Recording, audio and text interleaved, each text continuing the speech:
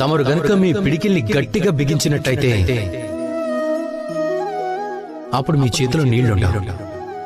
అదే ఒకవేళ మీరు మీ చేతిని ఇలా గుంతలా చేసి అందులో నీటిని ఉంచితే గనక అవి మీ చేతిలో నిలుస్తాయి.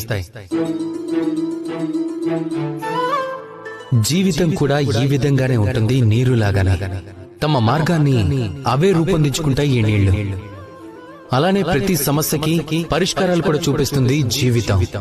ఒక్కోసారి మన జీవితంలో మనకి పరిస్థితులు అనుకూలంగా ఉండకపోవచ్చు, మనకిది అర్థం కాకపోవచ్చు, మన అధీనంలో ఉండకపోవచ్చు. అప్పుడు మనం నిరాశపడకూడదు.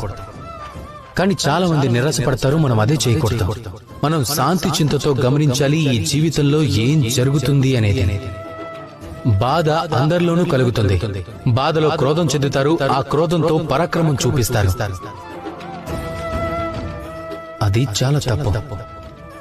మీరు శాంత చింతులై అర్థం చేసుకుంటే తెలుస్తుంది ఈ జీవితం మనకి ఏం నేర్పించాలనుకుంటుందో.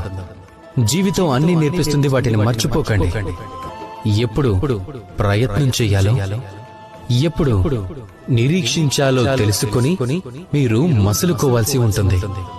అప్పుడే మీ జీవితం సుఖమయం అవుతుంది. రాధాకృష్ణ.